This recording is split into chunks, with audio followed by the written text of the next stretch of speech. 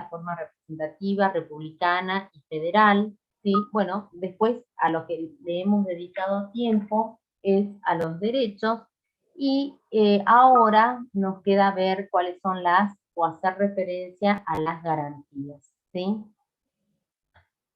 Los derechos son todas aquellas, como ya lo dijimos, atribuciones o facultades que le corresponden a la persona humana y por el solo hecho de ser personas, independientemente de que estén plasmadas por escrito o no en el texto constitucional, ¿sí? Estos derechos les pertenecen y nacen de su dignidad de ser humano. Bien, ahora bien, ¿qué es lo que pasa cuando estos derechos son alterados, son lesionados, son amenazados? ¿Sí?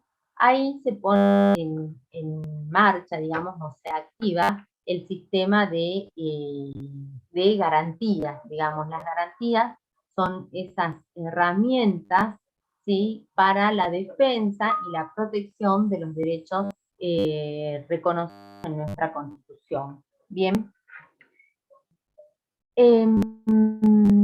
Todo el sistema, digamos, de esta evolución del constitucionalismo clásico, tiende justamente a proteger o asegurar al hombre frente al Estado. Y entonces ese aseguramiento, digamos, ¿sí?, se dirige justamente a proporcionar estas garantías de las que estamos hablando y la seguridad, ¿sí?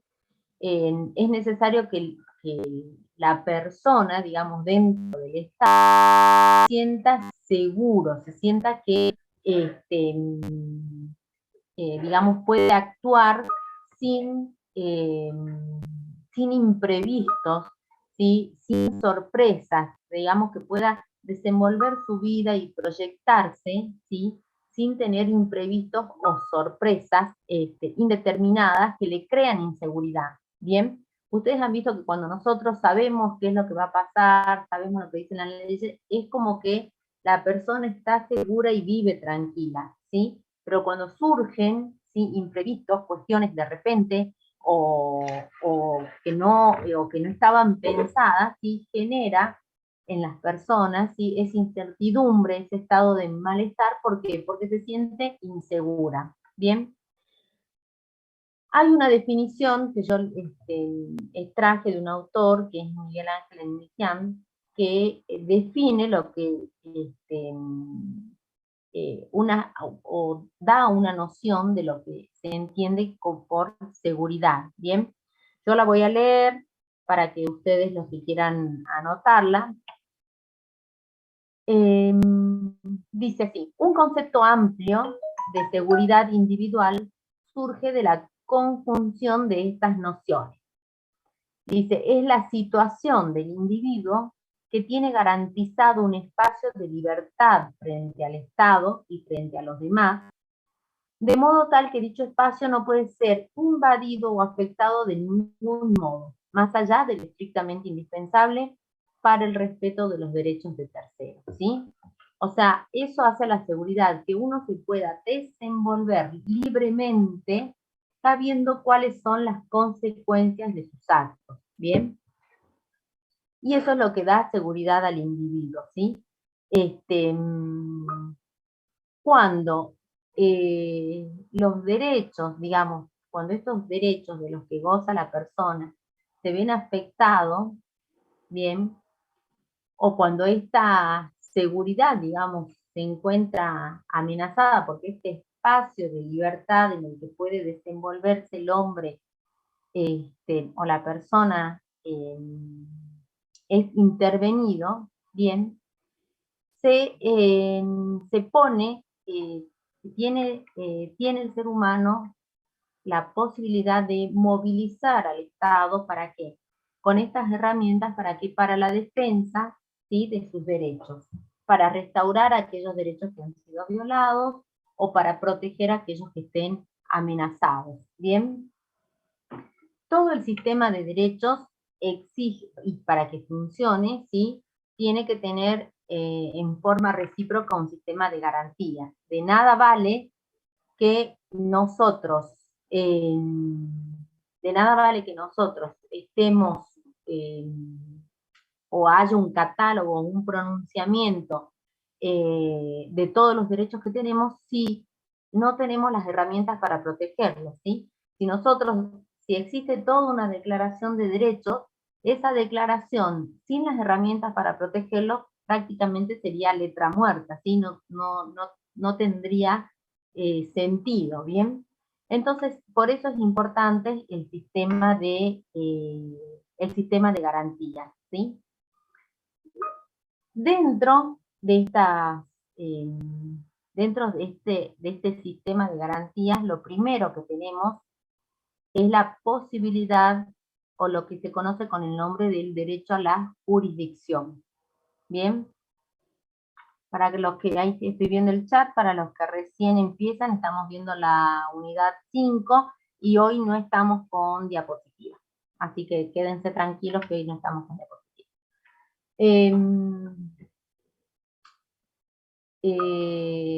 Como decía, bueno, dentro de este sistema de garantía, la primera que tenemos es yo les dije, es el derecho a la jurisdicción, ¿sí?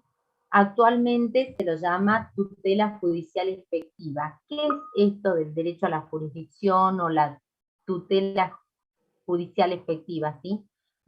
Se traduce, no está como garantía en forma expresa en nuestra Constitución, ¿bien? Pero se traduce en la posibilidad de acceder al órgano judicial en procura o en busca de justicia, ¿sí? O sea, el derecho a la jurisdicción es el derecho de acudir, ¿sí?, al juez o al órgano judicial para que el juez resuelva la controversia o resuelva esta situación de lesión o de amenaza a un determinado derecho. Este derecho a la jurisdicción, ¿cómo se, digamos, en la práctica, en qué consiste? ¿Sí? Consiste en la posibilidad de acceder al órgano judicial, pero esta posibilidad de acceder al órgano judicial significa que realmente todos tengan la igualdad o las mismas posibilidades de recurrir a la justicia, ¿sí? Y ustedes me dirán, pero bueno, sí, todos tenemos esas posibilidades. Y bueno, si nosotros pensamos, ¿sí?, que para acudir al órgano judicial, o sea, para entablar una determinada demanda por algún perjuicio o daño a algún derecho, ¿sí?, por ejemplo, al derecho de propiedad, bien, supongamos que alguien ha roto o nuestro vehículo, sí, vamos por un daño, bien, una demanda por daño, por hacer algo simple, en realidad el acceder al órgano judicial, ¿sí?, implica que nosotros vamos y tengamos que contratar un abogado, ¿sí?, y pagar un sellado, que es lo que se paga para iniciar cualquier demanda. Entonces, del vamos, ¿sí?, estamos viendo que no todos tienen las posibilidades o la oportunidad, ¿sí?, o las mismas posibilidades de pagar un abogado, pagar un sellado, para ir a la justicia que resuelva ese daño que hemos sufrido a nuestro derecho, ¿sí? Entonces, para que exista efectivamente esta tutela judicial o este derecho a la jurisdicción, ¿sí?, el Estado tiene que arbitrar una serie de mecanismos, ¿sí?, que, mediante el cual todos tengan las mismas oportunidades de ocurrir al órgano judicial en procura de justicia.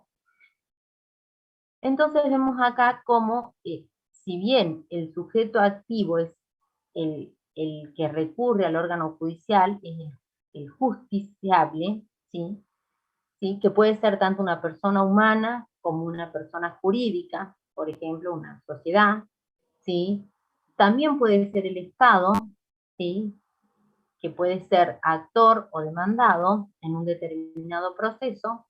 El sujeto pasivo es siempre el Estado, ¿sí? ¿Por qué el Estado? Porque el Estado tiene la obligación, como sujeto pasivo, de crear todo lo que es la estructura de un órgano judicial, ¿sí?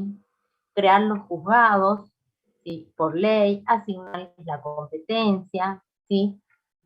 Cubrir los cargos de todos los juzgados para la administración de justicia, bien, dictar las leyes procesales, ¿sí? Todo eso hace a la función del sujeto pasivo, que en este caso es el Estado, para que este derecho a la jurisdicción se haga efectivo, ¿sí?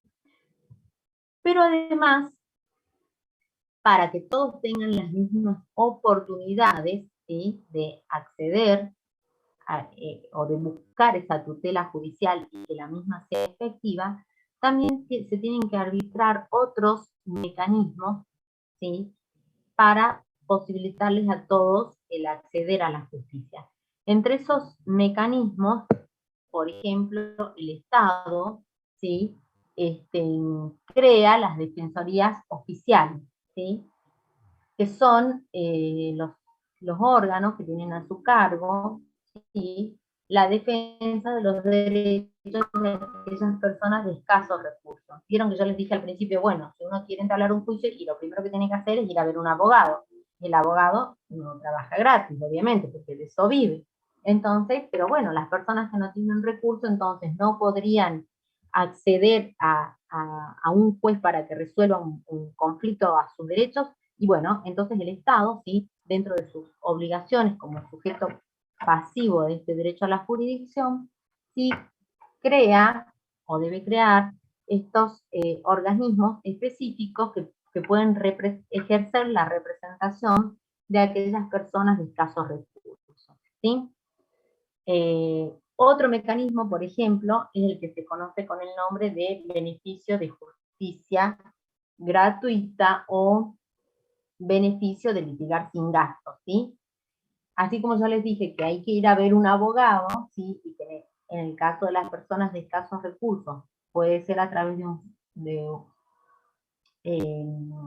un defensor oficial. Para evitar el pago de sellados, ¿sí?, hay un proceso simple, ¿sí?, que se conoce con el nombre de beneficio de litigar sin gastos, mediante el cual las personas, ¿sí?, que acreditan que son de escasos recursos o que los recursos no son suficientes para afrontar el sellado de un determinado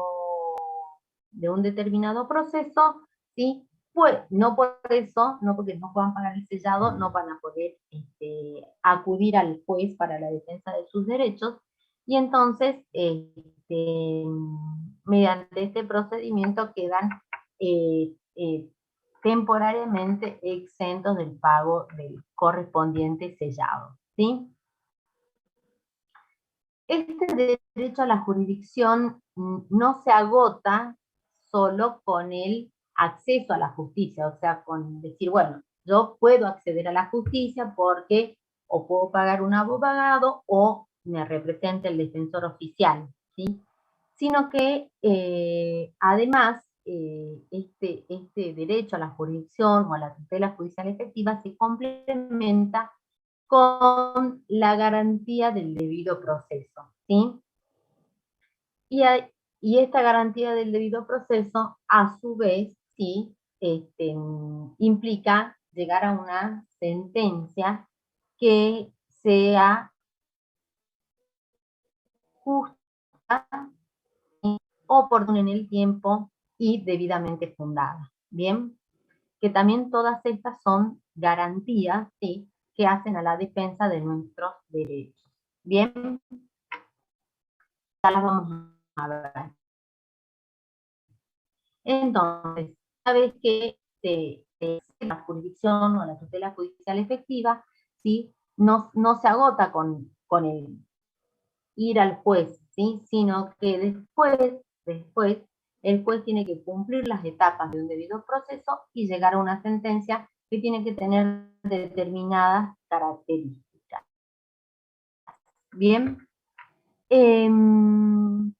Actualmente, o de un tiempo a esta parte, hay situaciones en las que previo a acceder al juez, ¿sí? Se exige o se regula mediante ley una etapa previa, ¿sí? A ir al juez. ¿Alguien conoce cuál es esa etapa previa o la he escuchado nombrar?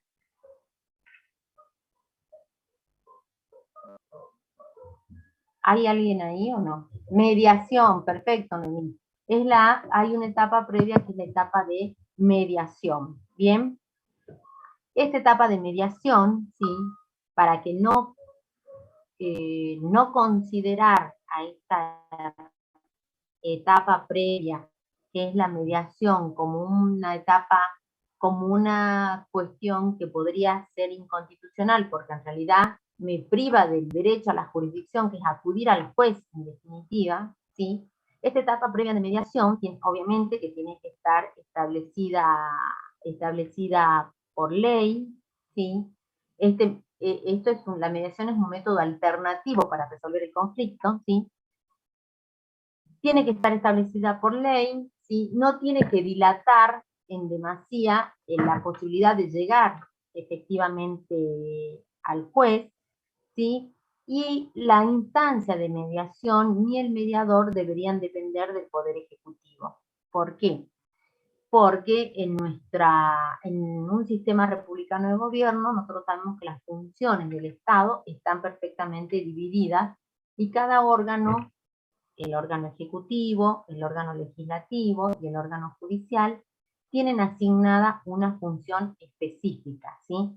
La cual no puede ser ejercida por otro órgano. Entonces, en la mediación como una etapa alternativa y previa para la resolución de conflictos, ¿sí? Ni los órganos de mediación, ni los mediadores, ni la estructura, digamos, de los órganos de mediación, pueden depender del Poder Ejecutivo, porque eso sería alterar este principio de división de funciones. Bien. Cuando la persona o el justiciable, ¿sí? Accede a la justicia, o sea, pone en marcha este derecho a la jurisdicción para que sea el juez el que resuelva el conflicto, ¿sí? O el daño, digamos, a su derecho o el conflicto que se ha presentado, ¿sí? Este justiciable tiene lo que se llama una pretensión jurídica, ¿sí? Porque va al juez con una pretensión, ¿sí? Como él tiene esta pretensión, ¿sí? Él tiene que tener además la posibilidad para ejercer efectivamente su derecho, ¿sí? La posibilidad de intervenir en el proceso judicial, ¿sí? Y que su intervención sea reconocida, es decir, que tenga eficacia, para lo cual toda la intervención para iniciar, tanto al inicio como en la tramitación del proceso, ¿sí? Se le tiene que reconocer esta legitimación procesal, es lo que se llama técnicamente, para que su intervención en el proceso tenga realmente eficacia, ¿sí? Como yo les dije, este derecho a la jurisdicción, que es lo principal, que aunque no está en forma expresa en el texto constitucional, surge implícitamente, digamos, es el inicio, ¿sí? Hoy, para hacer valer otras garantías, ¿sí? Por eso nosotros dijimos que este derecho a la jurisdicción o la tutela judicial efectiva se complementa con el debido proceso, ¿sí? Pero además, que ya lo vamos a analizar, ¿sí? Para este debido proceso está instrumentado, dirigido más precisamente por un juez, ¿sí? Y este juez tiene que ser lo que se conoce con el nombre de juez natural, ¿sí? O lo que se conoce con el nombre de la garantía del juez natural, ¿sí? ¿Qué quiere decir esto de la garantía del juez natural? ¿Alguien sabe?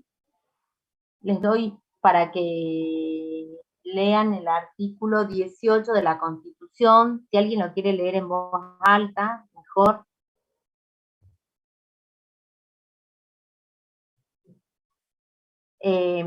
Pueden leer, lo que yo estoy hablando, que son las garantías constitucionales, lo pueden ver en Vidar Campos, lo pueden ver en Mario Midón, lo pueden ver en cualquier libro de derecho constitucional. En todos los libros está. ¿Sí? ¿Escucharon hablar algo del juez natural o alguien escuchó hablar algo? ¿Tienen todos la Constitución a mano? Así pueden leer el artículo 18. ¿Lo leo, profe? Sí, por favor, Alejandra, gracias. Dice, ningún habitante de la nación puede ser penado sin juicio previo fundado en ley anterior al hecho del proceso, ni juzgado por comisiones especiales o sacado de los jueces designados por la ley antes del hecho de la causa. Nadie puede ser obligado a declarar contra sí mismo ni arrestado sino en virtud de orden escrita de autoridad competente. Bien, hasta ahí nomás, Alejandra. Es inviolable la defensa del juicio. Bien. Ahí está, perfecto, gracias. Escucharon lo que dice, ¿no? Nadie puede ser sacado de su juez natural ni juzgado por comisiones especiales, ¿sí? ¿Qué es entonces el juez natural? ¿Sí? El juez natural es aquel tribunal cuya creación, jurisdicción y competencia provienen de una ley anterior al hecho de la causa. Eso está como técnicamente dicho, ¿sí? En otras palabras, ¿qué quiere decir? Que todas las personas, ¿sí? En el momento de que existe un conflicto que vaya a ser resuelto por el juez que va a intervenir en esa, para que sea juez natural, el juez que va a intervenir en ese conflicto es aquel juez cuyo tribunal, jurisdicción y competencia ya está asignado con anticipación, ¿sí? Por una ley anterior al hecho que el juez tiene que en el que el juez tiene que intervenir y resolver, ¿sí? ¿Qué quiere decir esto? Que todos, ¿sí? Todas las personas van a ser juzgadas, ¿sí? De acuerdo a ese juez natural, ¿sí? Si la competencia de ese juez, si el hecho que tiene que resolver el juez es un hecho civil, bueno, van a ir al juez en materia civil. Si se trata de un hecho penal, van a ir al juez en materia penal. Pero nadie va a ser juzgado, ¿sí? Por su calidad de persona, o por su estatus, o por su condición, por un juez específico creado, ¿sí? O por un tribunal específico creado para intervenir en esa situación en base a cuál es la persona que está en juego o en conflicto. ¿Se entiende? Bien, entonces el juez natural es aquel juez, ¿sí? Que ya está determinada su jurisdicción y competencia, bien, por una ley anterior al hecho que le es sometido para su resolución. Bien. En esto del juez, digamos, natural, es decir, que todo conflicto que se presente ante el órgano judicial debe ser resuelto por el juez natural, ¿sí? Se funda también en este principio del cual ya hablamos al comienzo, que es el de la división de poderes. Nadie, ¿sí? Que no sea un juez puede administrar justicia. Bien, no lo puede hacer ni el Ejecutivo, ni ningún órgano dependiente de él, ni el Poder Legislativo. Bien, por este principio de la división de poderes que es esencial en un sistema republicano como el nuestro. Dice, nadie puede ser sacado de su juez natural, dice la Constitución, es decir, de aquel juez que por ley le tocó, ¿sí? Y que tiene que resolver o intervenir en este conflicto. Y también dice la Constitución que no puede ser juzgado por comisiones especiales, es decir, que no se cree, ¿sí? O sería inconstitucional que se creara una comisión o un órgano especial para juzgar determinados conflictos en base a determinadas personas. ¿Bien? Completando todo este esquema de garantías, yo les he mencionado que otra de las garantías es el debido proceso, ¿sí? Que en el artículo 18 que leyó Alexandra, hace referencia en el sentido de que dice que es inviolable la defensa en juicio de las personas y de los derechos, ¿bien? ¿A qué hacemos referencia o a qué se hace referencia cuando decimos debido proceso? ¿Sí? ¿A qué apunta el debido proceso? Apunta a esto de que todo el proceso o el procedimiento judicial debe llevarse a cabo como es debido, ¿sí? ¿Y cómo es debido? Como lo dice la ley, ¿sí? O como está proyectado en la ley, ¿bien? Cumpliendo cada una de sus etapas y principalmente garantizando o asegurando el derecho de defensa, ¿sí? Que es fundamental en cualquier proceso. Bien, hasta acá hago la pregunta, ¿se entiende lo que yo voy explicando? O sea, ¿lo tienen claro? Sí, profe. ¿Sí? Bien. Entonces, este debido proceso, ¿sí? Implica unas determinadas características o cuestiones, ¿sí? En primer lugar, que el procedimiento, como les dije, tiene que llevarse a cabo tal como ha sido fijado por la ley. Si la ley no hubiere determinado un procedimiento específico, ¿sí? El procedimiento debe ser llevado a cabo o dirigido por el juez, ¿sí? O instruido por el juez. Bien. Para que el proceso realmente se lleve a cabo como es debido, el justiciable, ¿sí? Tiene que participar con utilidad en el proceso, ¿bien? Es lo que en algún momento hablábamos de la legitimación procesal, ¿sí? Que participe con utilidad quiere decir que todas sus actuaciones, ¿sí? Que le den participación en todas las actuaciones del proceso, que él las conozca y que pueda participar activamente dentro del desarrollo de ese proceso judicial, ¿sí? Por eso tiene que tener conocimiento de cada una de esas etapas. Fundamental en el... Ahí me dicen que ya está el profe, bien. Fundamental en el debido proceso es el derecho a ser oído, ¿sí? De las partes, ¿sí? Tanto del que puede actuar como actor, ¿sí? Que es el que inicia un proceso, como el demandado, ¿sí? Que es el que ejerce, digamos, su derecho de defensa, ¿sí?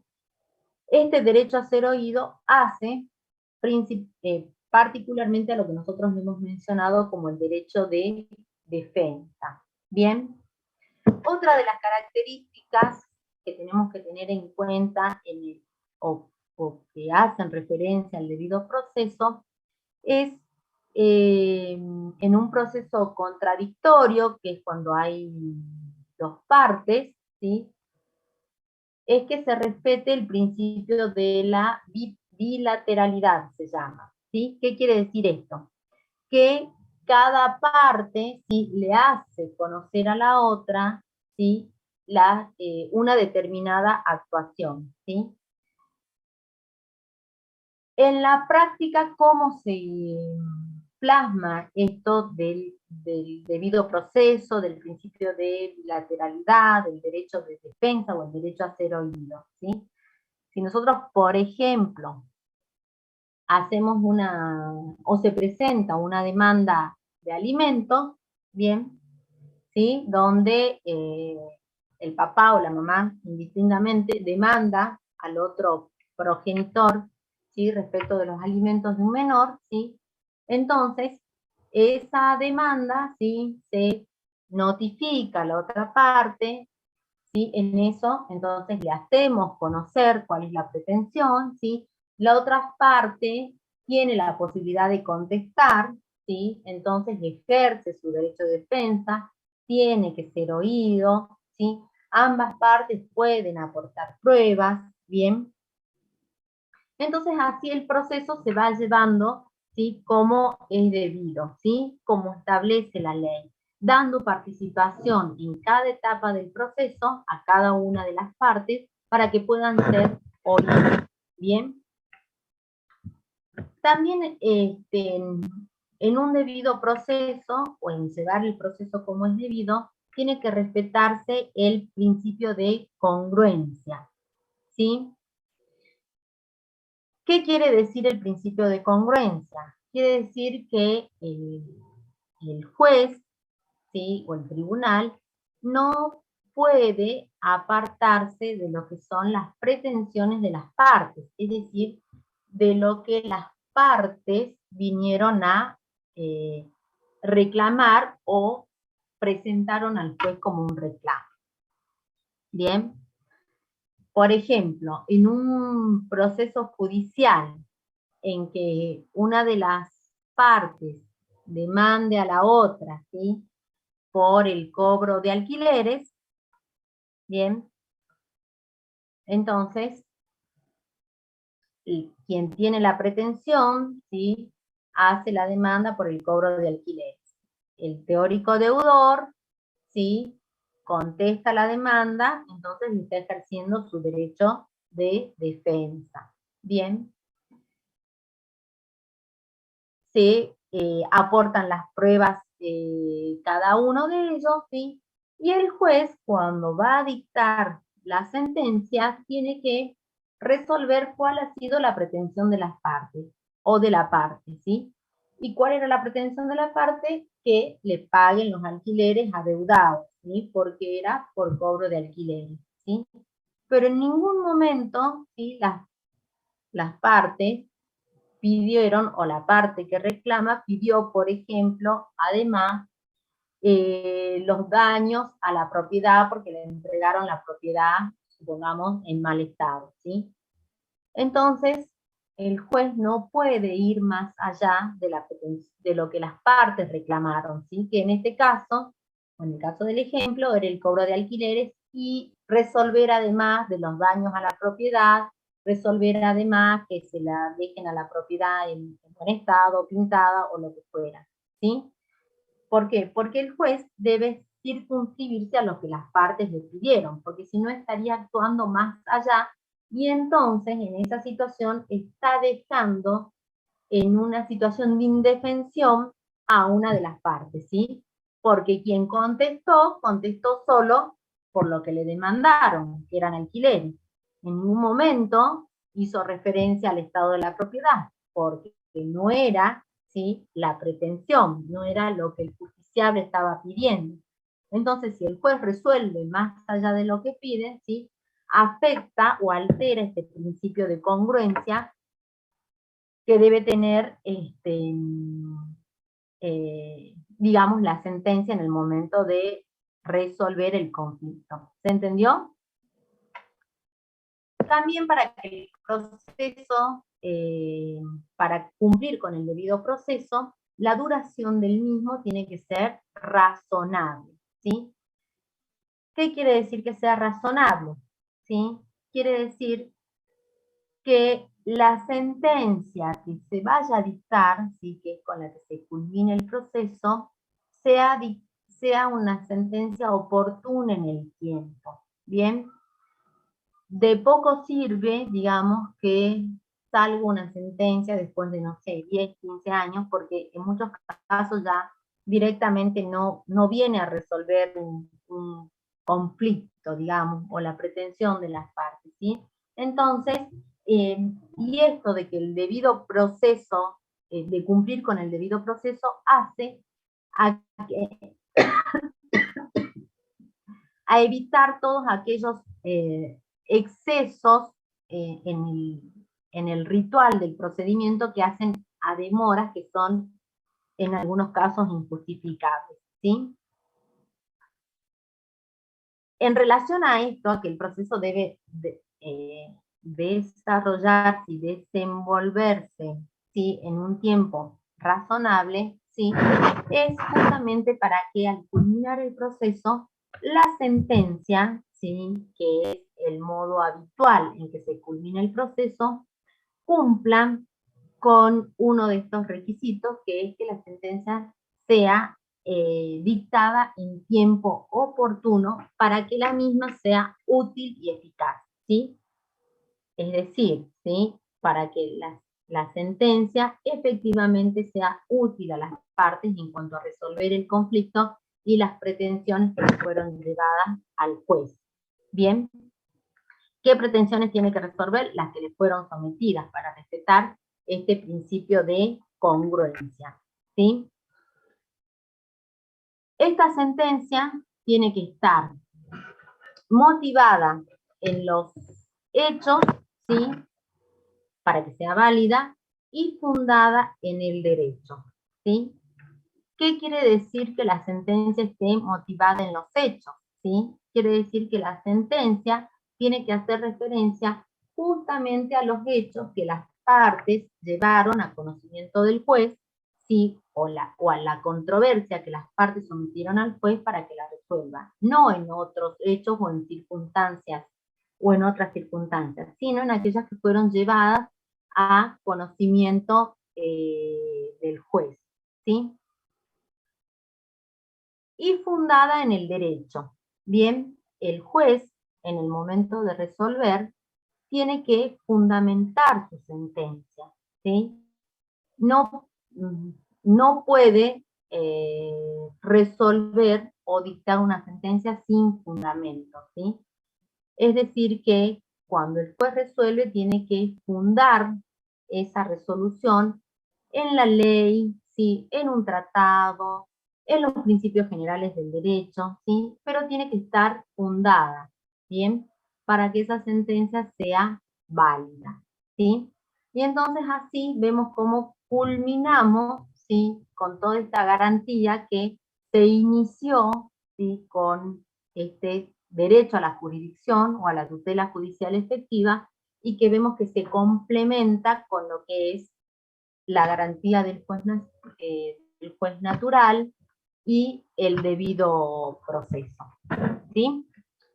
La clase que viene nosotros vamos a ver lo que es la ley y juicio previo en materia penal, que también está pedido, y todo lo que es la retroactividad de la ley. Bueno, hasta acá. ¿Tienen alguna duda o quieren hacer alguna pregunta? Pueden habilitar sus micrófonos para que los escuchen. Ah, sí se entendió. Bueno, Luciano dice que sí entendió. ¿Alguien quiere hacer alguna pregunta o tiene alguna duda?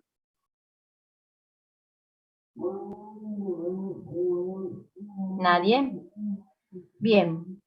Creo que el doctor Domínguez ya está por la sala de...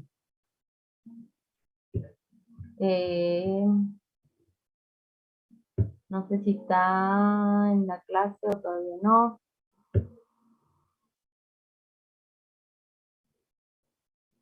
¿Profe? Sí. ¿Puede explicar? No me quedó en claro lo que era la mediación. Lo que era Mediación. la mediación. Bien, la mediación es un proceso que es alternativo, ¿sí?, a lo que es un proceso judicial para resolver un conflicto.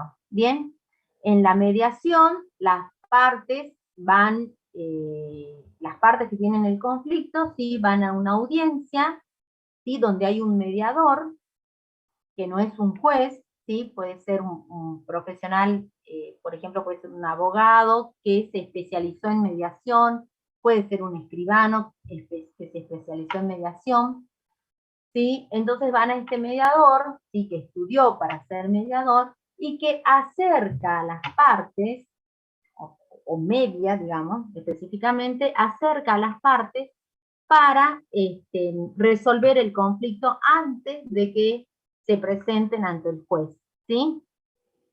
Es una etapa que es obligatoria para algunos procesos, esta mediación previa, porque es una manera de resolver en forma más rápida un conflicto, en muchos casos en forma más económica, ¿sí?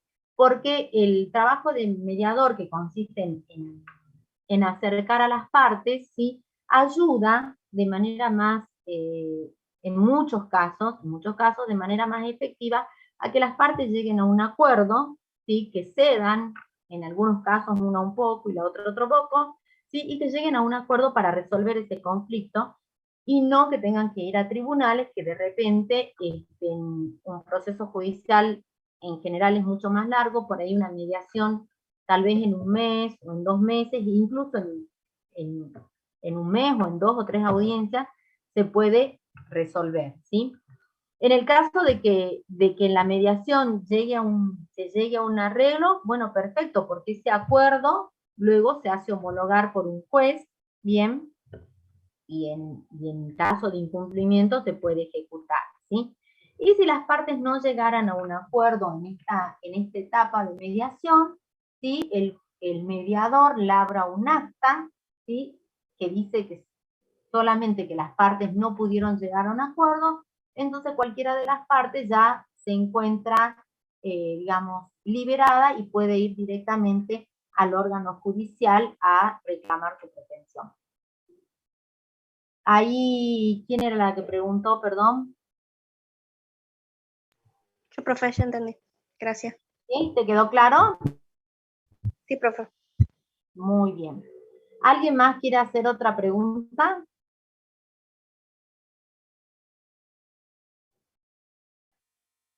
¿No? Buenas tardes, profe. Los Sí. artículos a tener en cuenta para el tema solamente es el artículo 18 de la Constitución. Bueno, las garantías que vimos hoy, ¿sí? Están mencionadas en el artículo 18 de la Constitución. Las que vimos hoy, ¿sí? Y el Bien. desarrollo de esto, como les dije recién, lo pueden ver en cualquier libro de derecho constitucional, ¿sí? Y que en la biblioteca virtual creo que está Midón, creo que está Vidar Campos. Ustedes tienen acceso, ¿no es cierto?, a la biblioteca virtual. Sí, profe. Bien, ahí van a conseguir todos los autores, y ahí van a ver, digamos, está dentro de la bolilla y es como continuación de lo que comenzamos a ver la vez pasada.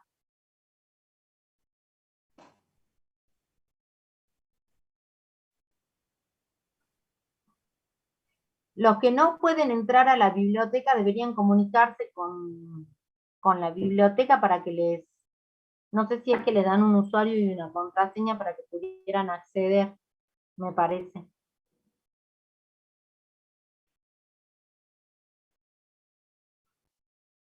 Ahí Marcia no Disculpe, se pregunta un link, no sé de qué.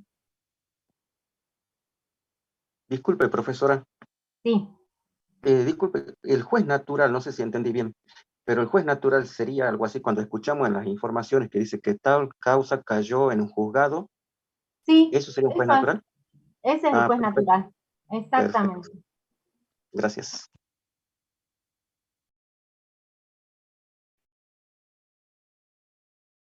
Bien.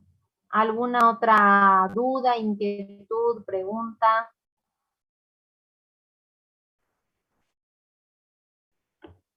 ¿No? Bueno, el doctor Domínguez veo que ya está conectado, seguramente ya va a empezar la clase. Hola Soraya, ¿qué tal? Buenas Ah, ve, tardes. ahí está. ¿Qué tal, doc? ¿Cómo le va? Recién bañadito. Ah, bueno, fresco. ¿Qué día? Bueno, gracias Soraya. Bueno, No hay problema de... ¿Les parece que sigamos? Son las 18:57 y bueno, nos evitemos el descanso. Bueno, sí. Soraya, ya creo que ya está Sí, todo usted bien. ya queda como coanfitrión, así que yo ya me desconecto. Bueno, gracias Bueno, Soraya. no, de nada. Chau, chau. Chau a Eh, todos.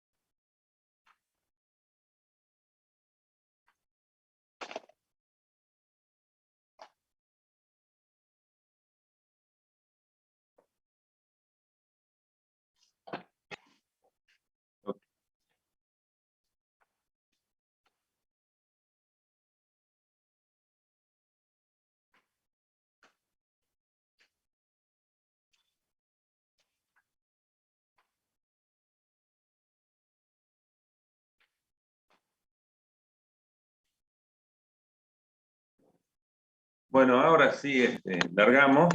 Bueno, justo siempre es bueno, y les digo, tengamos el programa de contenido, que es analítico y de examen, es decir, es el mismo programa del desarrollo de las clases de aquel que, en base al cual tomamos los exámenes. Yo digo, la primavera generó algunos brotes verdes porque ya la universidad ha comenzado a hablar de la posibilidad de que algunas materias se dicten de manera presencial y los exámenes también sean presenciales. Yo les quiero aclarar a ustedes que la presencialidad es insustituible, es mi opinión y seguramente ustedes van a coincidir, tanto para el desarrollo de los temas, para la exposición, para todas las clases, como para la evaluación de los alumnos, porque tomar como estamos tomando, es decir, una disciplina cultural o social como es el derecho, no, es muy difícil hacerlo con el sistema del PowerPoint, porque no es una solución, a veces no es ni blanco ni negro. Y luego pasar a la parte oral, y no existe otro modo de tomarle oral que es en base a un programa abierto, es decir, hacerle preguntas de distintas partes del programa, no es lo mismo que hacerlo escrito, como lo hacemos por la cantidad de alumnos. Bueno, lo ideal sería el oral, pero bueno, porque el escrito, el examen queda registrado, queda documentado, y bueno, de esa manera el margen de error es mínimo, porque hasta siempre existe la posibilidad de que alguno de ustedes no esté de acuerdo o quiera saber algo respecto de qué ha pasado con su examen. Entonces nosotros con el mayor gusto les brindamos las explicaciones del caso. Y también porque además, usualmente, antes de las fechas de exámenes, lo usual, lo corriente es que nosotros le demos clase de consulta.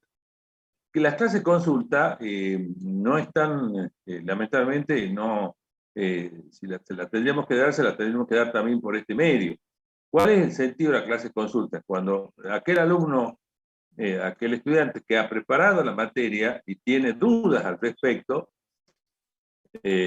pocos días antes de rendir, ¿se entiende? Evacue estas dudas, nosotros les respondamos, bueno, mire, tanto en cuanto al contenido como es decir, como a dónde puede eventualmente encontrar respuesta a estos interrogantes que se les puede plantear. La doctora decía respecto del acceso a la bibliografía. Ustedes tienen fichas de derecho constitucional ahí en el programa que son fichas, no apuntes, tengo que aclararlo, que son una guía suficiente para el estudio de la materia, porque abarca la mayor parte de las unidades del programa, si no todas, la mayor parte. O sea, que ni siquiera tienen que ir a consultar autores, sino que leyendo esta ficha y estudiando y haciendo apuntes para hacer estas fichas, que es la que yo uso para mis clases, ustedes ya podrían preparar la materia para rendirla. Está claro, o sea, no es necesario obligatoriamente consultar en muchos temas, consultar algún libro, porque se da un problema, la dispersión bibliográfica. Cuando ustedes sobre un tema determinado tienen 4 o 5 autores, decir, pucha, ¿de dónde lo leo? ¿Cuál es la opinión de la cátedra?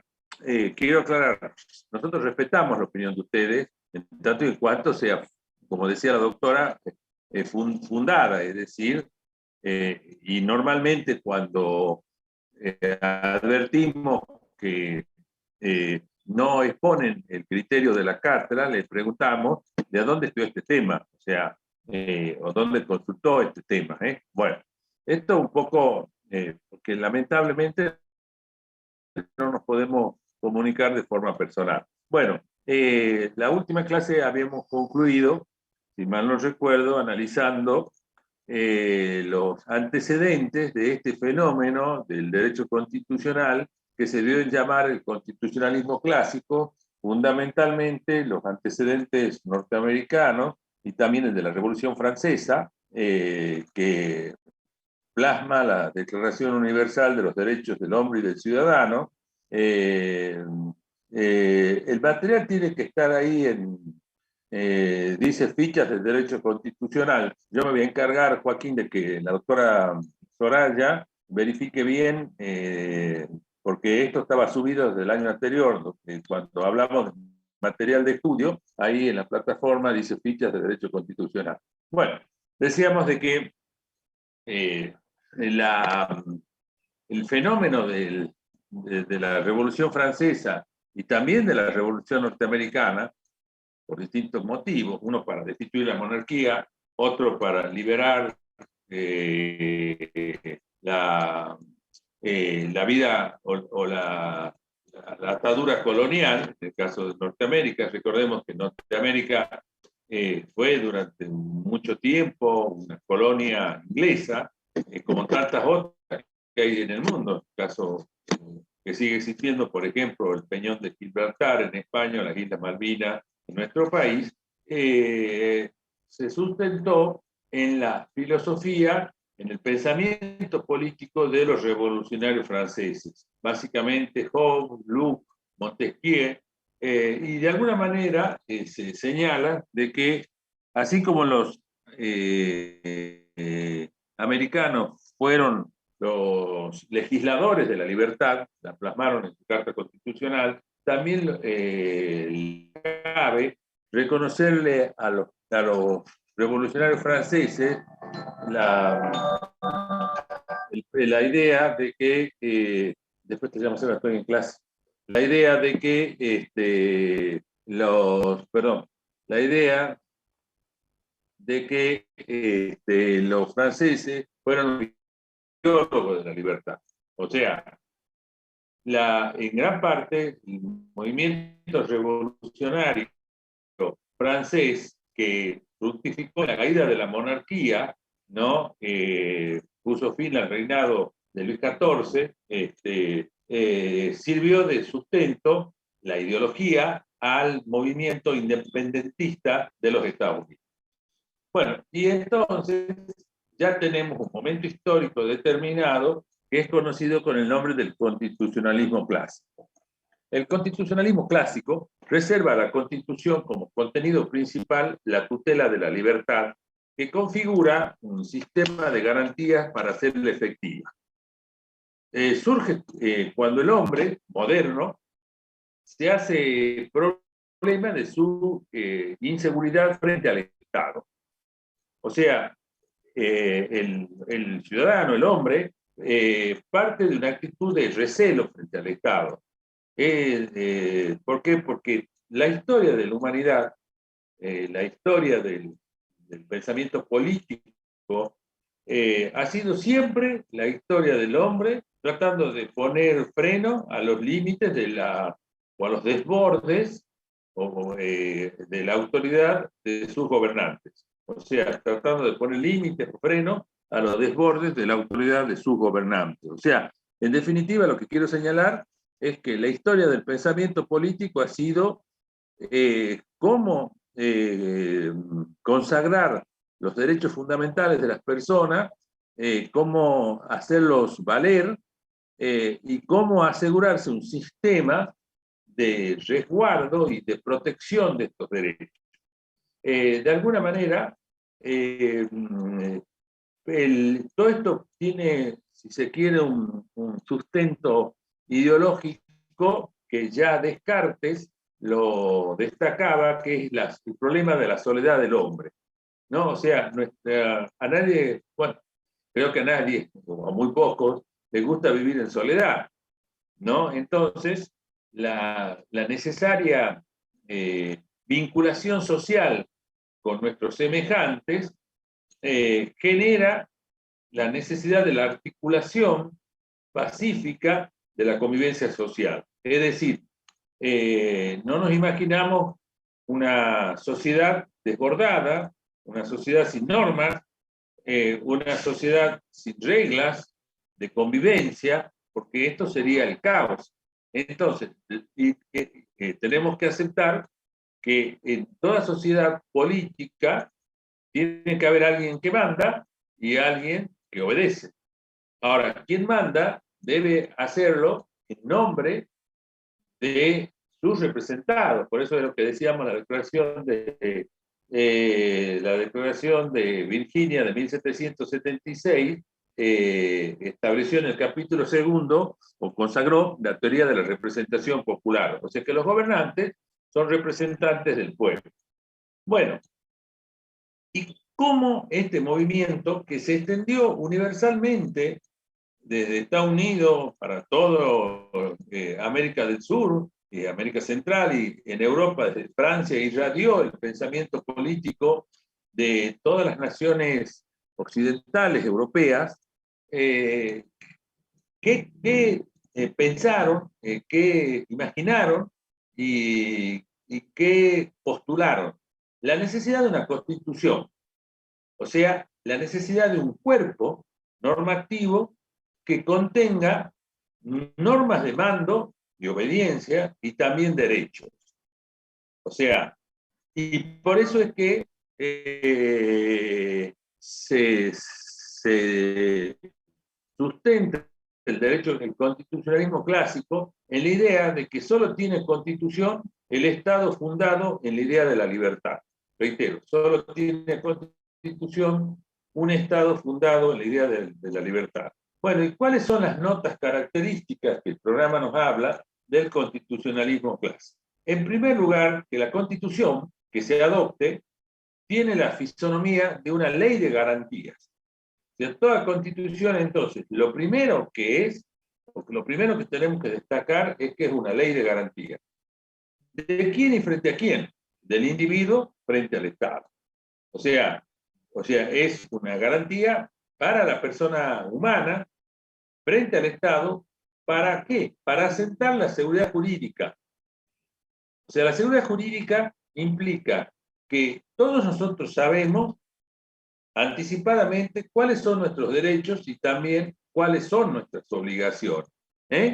O sea, que las libertades son las reglas en la vida social y las prohibiciones o las restricciones la excepción. Esto hace a un Estado social de derecho, o sea, a un Estado de derecho.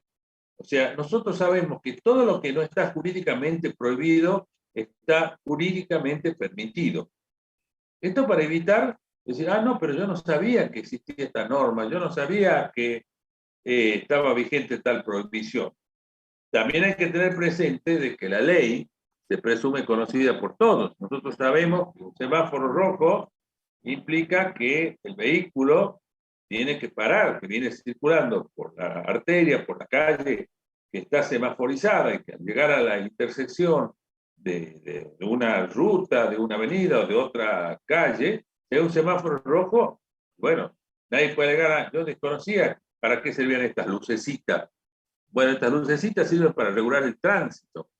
Está claro, o sea, y con esto quiero señalar, reitero, de que las reglas, las normas jurídicas se presumen conocidas por todos, pero son las que establecen conductas, ¿no?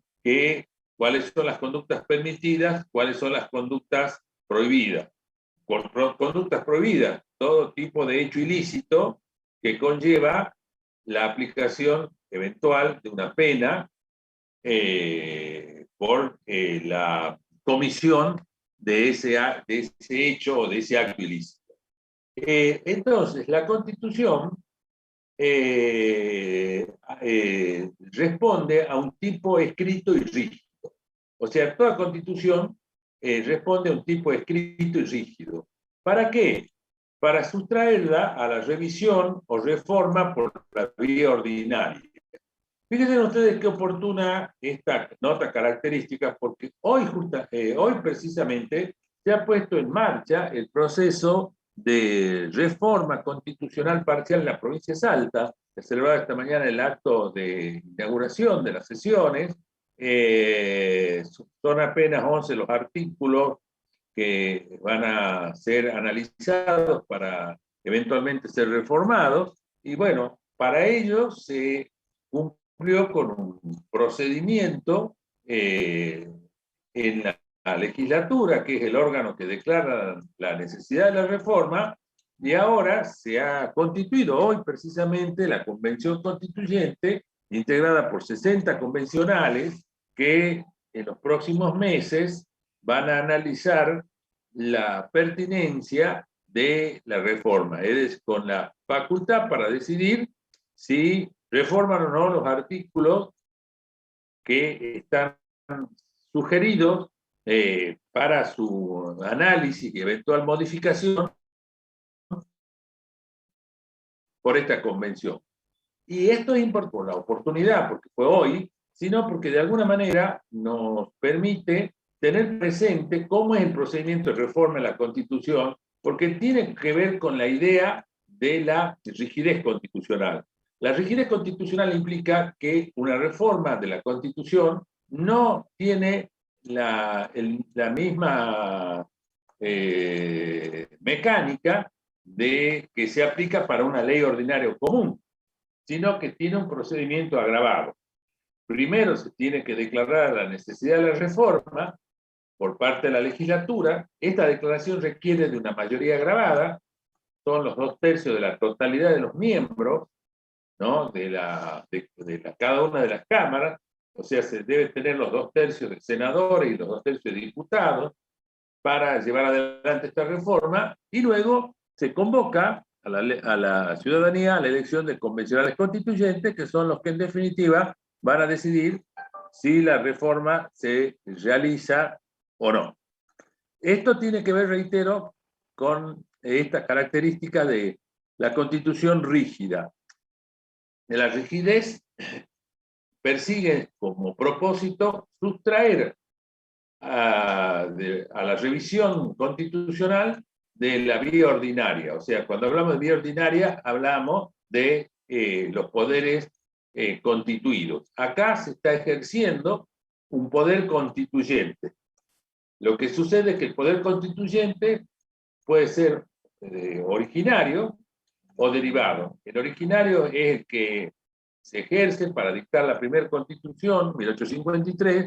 El derivado es el que se concreta para llevar adelante una reforma constitucional.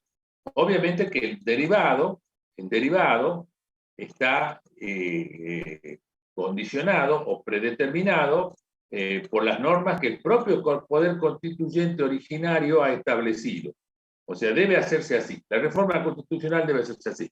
¿Por qué? Porque, reitero, la Constitución debemos sustraer a la Constitución de la tentación de su reforma en función de intereses políticos partidarios, ¿no? Al amparo de eventuales mayorías legislativas. Y la otra nota característica es que la Constitución debe ser escrita. Escrita como sinónimo de codificada, es decir, volcada en un cuerpo normativo que contenga las disposiciones constitucionales. ¿Por qué? Porque una Constitución escrita nos asegura esto que yo señalaba hace rato, la posibilidad de su conocimiento. Cualquiera de nosotros tenemos a nuestro alcance saber cuáles son los derechos que nuestra Constitución nos reconoce. Solo poner en Google Constitución Argentina, van a ver 234 artículos de la Constitución, y de esta manera la escritura asegura el conocimiento, la divulgación de la norma constitucional. O sea, que está claro entonces que el modelo constitucional debe ser adoptado de manera que la ciudadanía tenga a su alcance la posibilidad de conocer la norma reguladora o regulatoria de la vida social. Ahora bien, ¿es el único sistema el sistema constitucional rígido? No, no. Hay países, ¿no?, que no tienen una constitución tal cual la tenemos nosotros, tal cual la tienen, yo diría, casi todos los países europeos y todos los países latinoamericanos. ¿Cuál es este país que no tiene una constitución escrita? Europeo.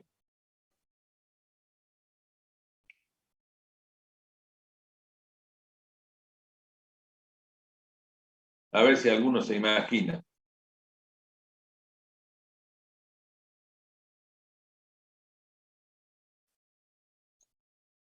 Ninguno se anima. Canadá Fabricio, está bien que tire ese dato, pero es americano, europeo, dice. A ver, ¿cuál es el único país europeo que no tiene constitución escrita? Tal cual como la conocemos nosotros, es decir, que vamos exactamente, el Reino Unido. Exactamente, muy bien, Facundo. ¿Y por qué? Bueno, porque ustedes me dirán, ¿y a qué obedece? Aquí es una cuestión cultural. Es una cuestión cultural. O sea, en Inglaterra se sabe perfectamente cuáles son las normas constitucionales y cuáles son las normas comunes. Y el Parlamento inglés o de la Gran Bretaña o del Reino Unido, y está muy bien dicho el Reino Unido, porque el Parlamento es del Reino Unido, no va, o sea, es quien tiene la facultad legislativa y también tiene la facultad constituyente. Pero ¿qué pasa? Va a ejercer la facultad constituyente cuando realmente sea necesaria la modificación de las normas básicas de la estructura del gobierno inglés. O sea, no nos imaginamos, por ejemplo, que el Parlamento inglés se reúna para decidir que se acabó la monarquía, ¿no? O sea, ¿por qué? Porque está tan incorporado en el sistema político inglés, su monarquía, y el respeto y la veneración, que digo yo, que tienen por su reina en la actualidad, y bueno, el día de mañana por quien eventualmente la suceda. Pero este es un problema cultural. Y fíjense ustedes, tan cultural es que en Gran Bretaña, o en el Reino Unido, no se viola la Constitución tan fácilmente, aunque no tengan una Constitución escrita o codificada como tenemos nosotros, y los países latinoamericanos, que tienen una Constitución y que los gobernantes deberían saber que esa es la ley fundamental del Estado, hay permanentes violaciones a las normas constitucionales. Ergo, moraleja, es un problema cultural.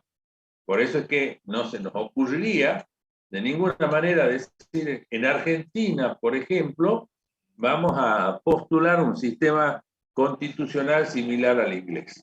Bueno, y esta constitución acepta el molde racionalista.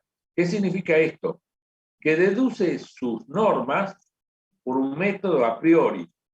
O sea, la constitución implica que los derechos que la Constitución establece, ¿no?, son derechos deducidos de la razón humana. O sea, son ahistórico y atemporales.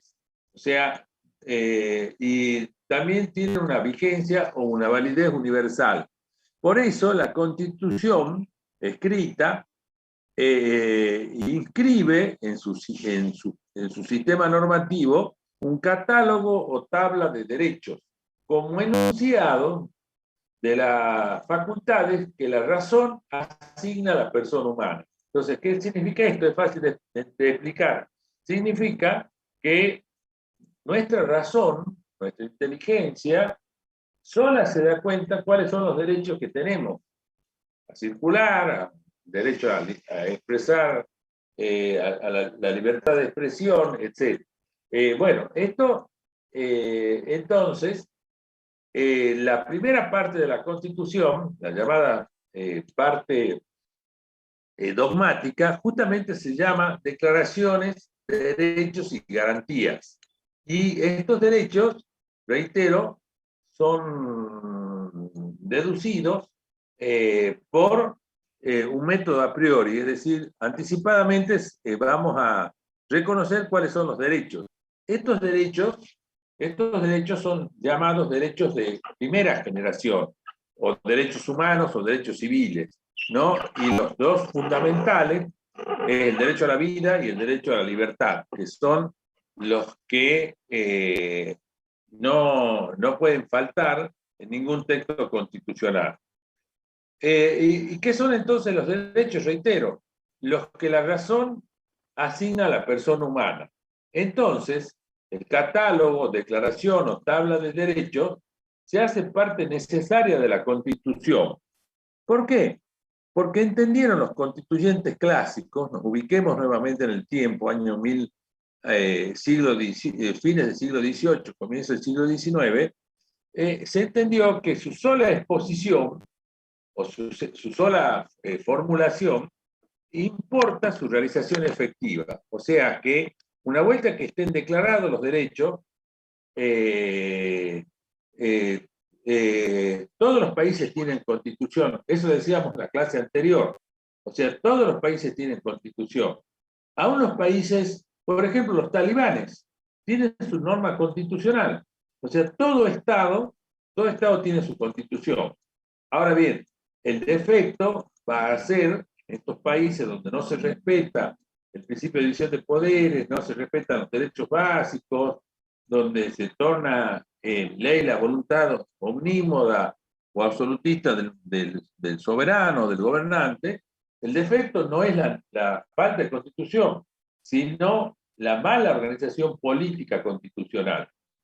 O sea, la deficiente o la perversa o la retrógrada norma constitucional que regula la vida de estos estados. Pero todo país tiene constitución.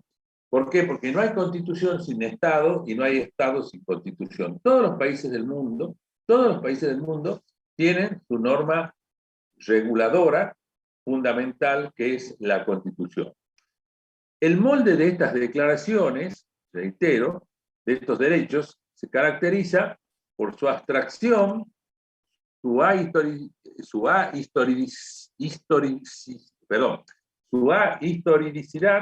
su elaboración racionalista y a priorística. La Declaración Francesa de 1789, por ejemplo, sostenía que la ignorancia, el olvido o el desprecio de los derechos del hombre son las causas de los males públicos y de la corrupción de los gobiernos. Por ello, dijeron los franceses, los exponemos en una declaración solemne. Reitero, la Declaración Francesa de los Derechos del Hombre y del Ciudadano de 1789 sostuvo que la ignorancia, el olvido o el desprecio de los derechos del hombre son las causas de los males públicos y de la corrupción de los gobiernos. Por ello, debe ser expuesto en una declaración solemne. ¿Y cómo concibieron los constituyentes clásicos estos derechos? Estos derechos son rígidos, inmutables y eternos. Es decir, estos derechos, una vuelta que se exponen, que se consagran, que se establecen, valen para siempre, valen para el futuro. ¿Y no hay más derechos que esto? Y no, porque hasta donde llegó la razón humana de ese tiempo, eran los derechos esenciales de las personas. Y vamos a la segunda parte de la Constitución, que es la parte orgánica. ¿Cómo organizó el constitucionalismo clásico la parte orgánica de la Constitución? En base a un principio medular. ¿Cuál es este principio? La parte orgánica. ¿Cuál es el principio que sustenta la estructura del gobierno democrático del constitucionalismo clásico? A ver si alguien se anima a decir. ¿Cuál es el principio basal, esencial de un sistema político o de un gobierno constitucional. La división de poderes. Muy bien, Facundo. Es decir, la estructura, el ejercicio del poder del Estado en base al principio de la división de poderes. O sea, y evalúa lo siguiente. ¿Cuántas son las funciones del Estado? 3. La función legislativa, la función ejecutiva y la función judicial, sobre la cual la escuchaba hablar a la doctora Díaz. Bueno, y cada una de estas funciones, cada una de estas 3 funciones, la asigna a un órgano independiente. La función ejecutiva al Poder Ejecutivo, la legislativa al Poder Legislativo y la judicial al Poder Judicial. Reitero, pero destacó el constituyente clásico que, más allá de que se debe consagrar el principio de división de poderes, el poder legislativo es el poder supremo. ¿Por qué? Porque se lo vinculó a la actividad legislativa con el ejercicio de la soberanía popular. O sea que la sanción de las leyes, ¿entendieron?, es la actividad fundamental del Estado. De allí el encumbramiento del Parlamento y su preeminencia sobre el Poder Ejecutivo. ¿Qué significa esto?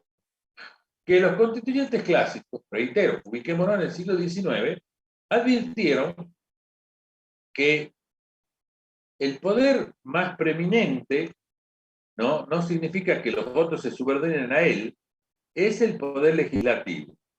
¿Por qué? Porque se lo vinculó con el ejercicio de la soberanía. Por 2 razones. La primera tiene que ver con la representación legislativa. En el Parlamento, en el Congreso, en la legislatura, en el Consejo Deliberante, o sea cual fuera la denominación que tenga el órgano legislativo, están reflejadas las distintas vertientes del pensamiento político de una sociedad. En cambio, por ejemplo, el Poder Ejecutivo es unipersonal, desempeñado por el presidente, ¿no?, de la nación. Y el Poder Judicial es un poder apolítico. O sea que se destacó la representación popular. Fíjense ustedes, ¿de dónde surge esta denominación de partido de derecha, partido de izquierda? Precisamente de Francia, de esta época.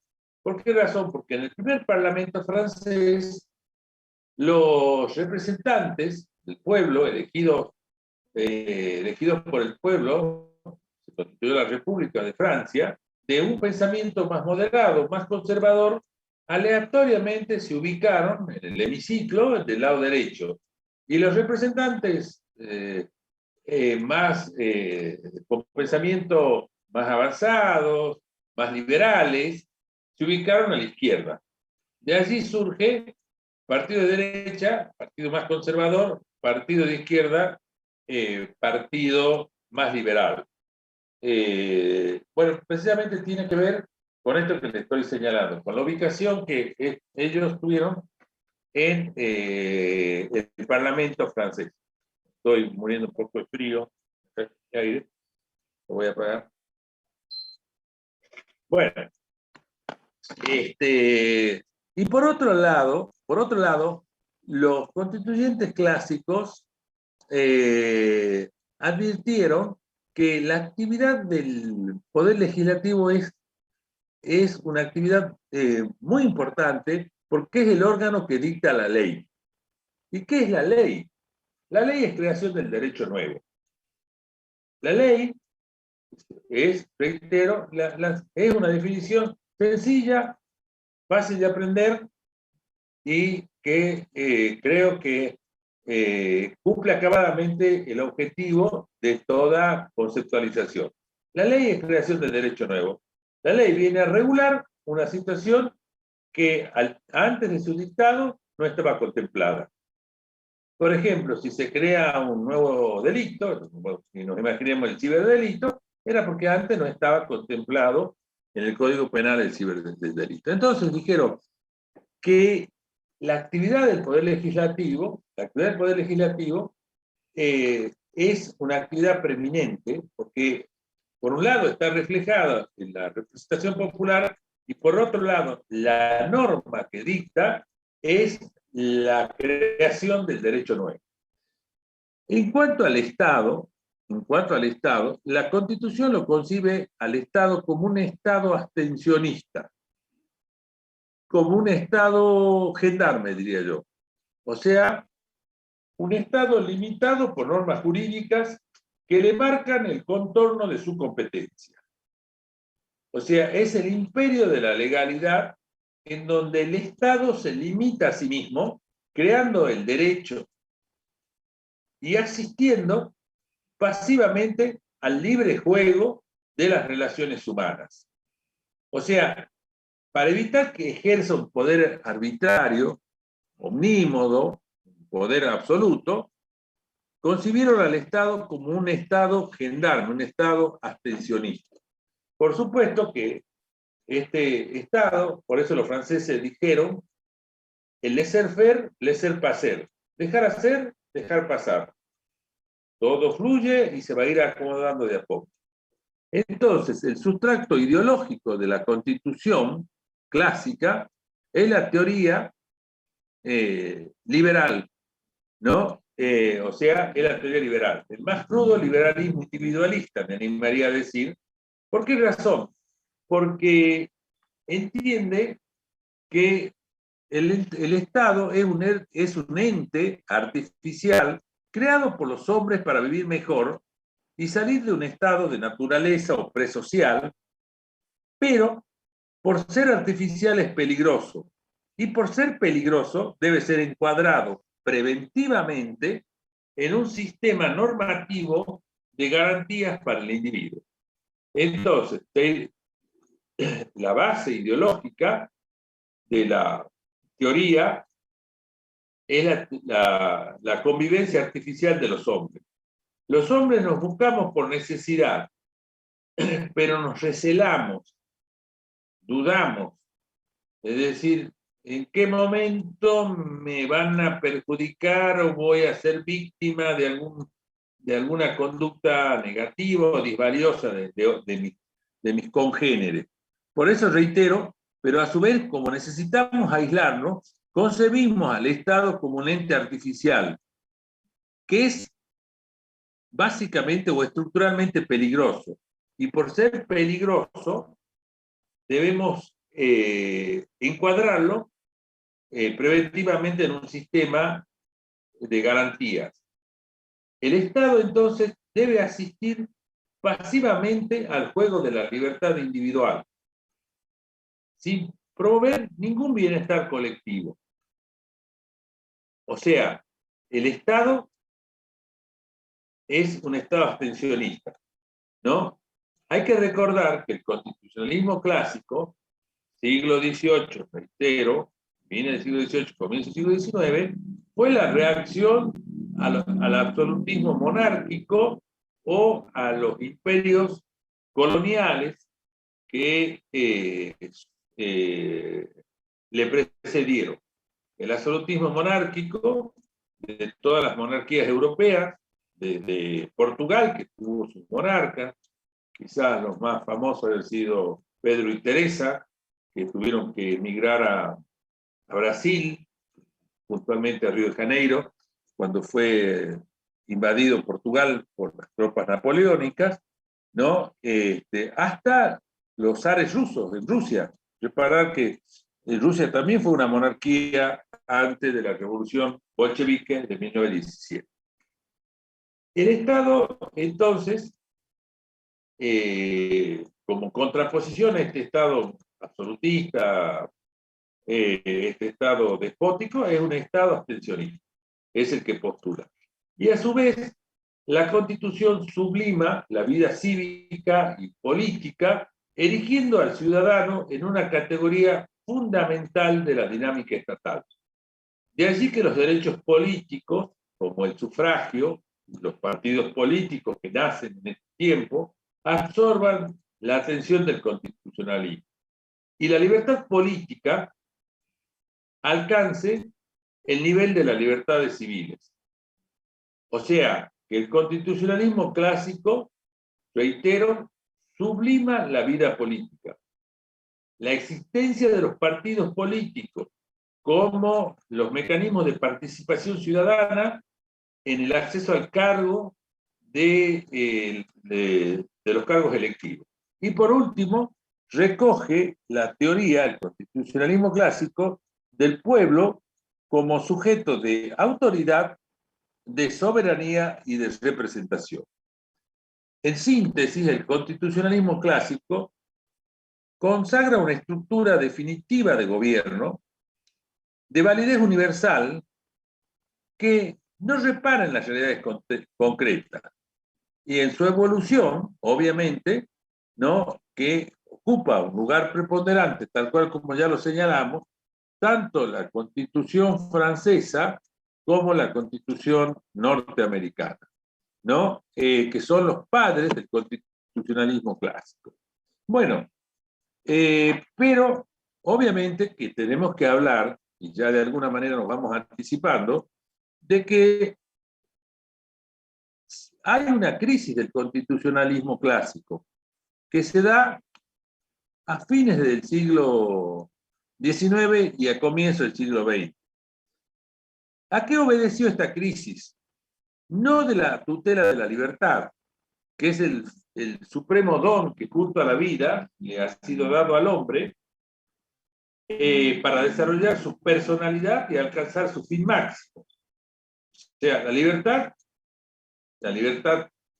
no es solamente hacer lo que uno entiende que corresponda, sino también la libertad tiene que tener un concepto de realización personal. ¿Para qué somos libres? Para procurar nuestra realización personal. Por eso reitero que la tutela de la libertad es el supremo don que junto a la vida le fue dado al hombre para desarrollar su personalidad, su potencia, su inteligencia y alcanzar su fin máximo, que es la realización que cada uno de nosotros vamos a tener en nuestra existencia. Es decir, formulo votos para que muchos de ustedes puedan ser contadores el día de mañana y que el ejercicio de esta profesión, que creo que hoy día también es el día de, no sé si hoy, creo que también paradójicamente eligen a la autoridad del Consejo de Contadores, la Caja Profesional de Ciencia Económica, si mal no recuerdo, si leído en el diario, después de muchos años de haber lista única, creo que hoy hay 3 listas, lo cual está bueno, aquellos que postulamos la República, entendemos que la República es alternancia, ¿no? Por eso a mí en lo personal no me gusta el unipartidismo, no me agrada para nada, que en Salta, desde el año, a ver si mal no recuerdo, 1983, 1987, del año 95, que tengamos un mismo partido político en el gobierno, es decir, 95, 2005, 2015, 26 años venimos siendo gobernados por una misma fuerza política. Yo creo que la alternancia hacia la república, por eso es que tampoco soy partidario de las reelecciones. A mí entiendo que las reelecciones no son buenas. De hecho, fíjense ustedes, países tan similares a nosotros como lo son, mejor dicho, Uruguay y Chile, no admiten la reelección inmediata. Ojo, decir que uno no admite la reelección es la reelección inmediata. O sea, pero no impide que luego quien haya descansado un periodo de gobierno pueda postularse para un nuevo mandato. ¿Por qué? Porque nivela a todos los candidatos. Sin duda que cuando las constituciones consagran la reelección, privilegian, por lo menos la primera reelección, y en Salta la segunda también, privilegian a un candidato, que es el gobernador, respecto a los demás, porque tiene toda la estructura del poder a su alcance. Por eso es que en Salta, la reforma de 1998 dejó de lado 177 años de una tradición no reeleccionista en la provincia. Nunca hubo reelección en Salta hasta 1998. Y no conforme con ello, el gobernador electo en 1998 reformó la Constitución en el 2003 para un tercer mandato. Y el gobernador que lo sucedió, amparado en esta norma constitucional, también ejerció el poder ejecutivo de 3 mandatos, 12 años. Celebro que el actual gobernador haya concretado o haya puesto en marcha esta reforma de la Constitución para que se evalúe, y se analice y se decida si se va a reducir a 2 mandatos. Yo con 1 creo que sería más que suficiente, pero bueno, también la ciencia política es la ciencia de lo posible, no de lo ideal. Eso también es bueno destacar. Bueno, la crisis del constitucionalismo clásico, entonces, obedece a que el mundo contemporáneo, que comienza alrededor del año 1900, ha cambiado sus repertorios de creencias, de vigencias constitucionales. Algunos de los problemas de los que se hacía cargo el constitucionalismo clásico no son tales o son desplazados por otros de mayor importancia. O sea, ¿qué quiero decir con esto? Que las sociedades y los estados son históricos y temporales. Son históricos y temporales. O sea, ¿qué quiero decir? Que cada estado tiene sus diferencias culturales, étnicas, sociales, religiosas, que los hacen distintos a los demás. Entonces no hay un tipo único de modelo constitucional que sea aplicable para todos los estados. Por eso es que esta estructura, yo digo, tan armoniosa del constitucionalismo clásico, entró en crisis. En primer lugar, porque la ideología liberal clásica ha recorrido su ciclo y por ende el sustrato ideológico del constitucionalismo clásico ha perdido su fuerza. Saben ustedes, por ejemplo, que hay un partido político que encabeza un candidato a legislador, que es Milei, que le llaman los libertarios, que es un partido de un fuerte sustrato ideológico liberal. Pero no es el liberalismo del siglo XIX, ¿no? Es un liberalismo remozado, más moderno, pero o sea, el liberalismo individualista ya no existe más. No existe más en el mundo. El laissez-faire, laissez-passer de los franceses, dejar hacer, dejar pasar, la ley de bronce de los salarios, eso ya no existe más. O sea, por otra parte, no se acepta la identificación del derecho con la ley, de lo jurídico con lo legal, ni mucho menos de la justicia con la ley. El liberalismo formalista, que hablábamos, heredero del liberalismo sustantivo, desvalorizó al Estado. Su encuadramiento se lograba formalmente sin cuestión de contenido o de finalidad desde el punto de vista valorativo o axiológico. Perdió vigencia entonces la idea de que la ley, objetiva, impersonal e inmutable, agotaba la normatividad. ¿Qué significa esto? Que la vuelta al mundo, a la realidad, a la vida, nos hace ver que muchas veces la norma jurídica deja o no tiene vigencia o deja de tener vigencia. Entonces, agotar el estudio del derecho constitucional a la norma jurídica es cerrar las puertas, al menos, yo diría, de la mitad de la vida social de un Estado. O sea, la ley es necesaria, pero no basta, no es suficiente. Y tampoco basta que la Constitución lo exprese para que sin más se cumpla. Hay instituciones, por ejemplo, en nuestra Constitución que no tienen vigencia. Por ejemplo, el juicio por jurado, salvo en algunas provincias argentinas. Y por otra parte, también la dinámica del Estado cambió su frecuencia o su mirada. ¿Por qué?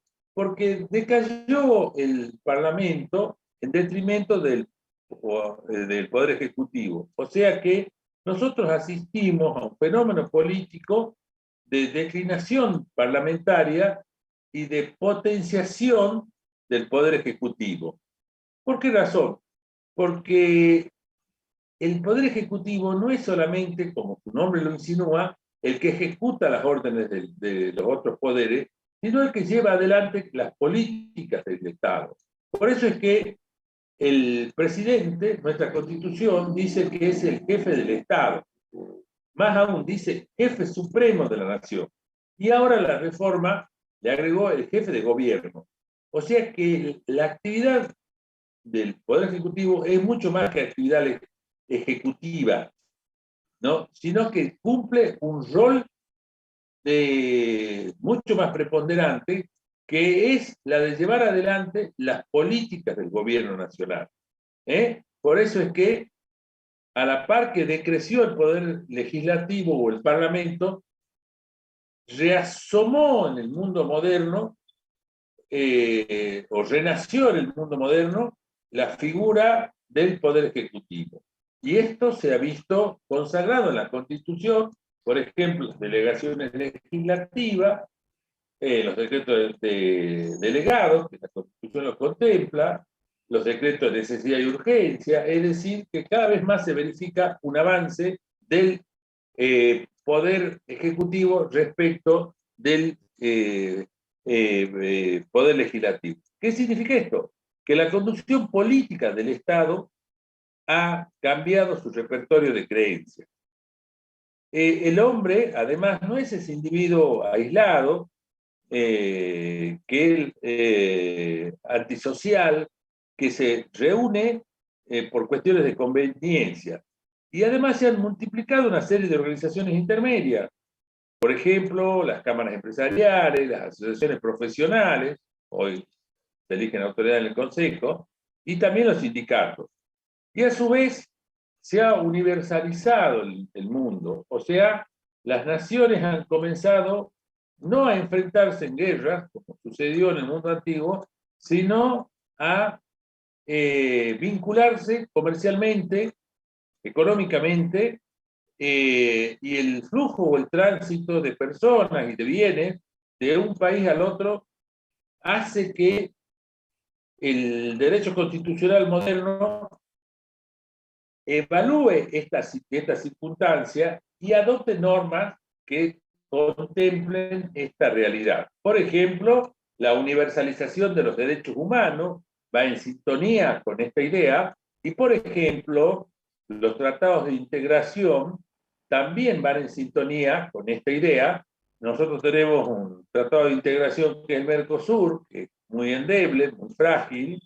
Los europeos tienen la Unión Europea, la Unión Económica, que ha consagrado hasta la adopción de una moneda única en todos los países integrantes de esta comunidad económica. Bueno, dejemos acá, vamos a ver el constitucionalismo social la próxima clase. Muchas gracias.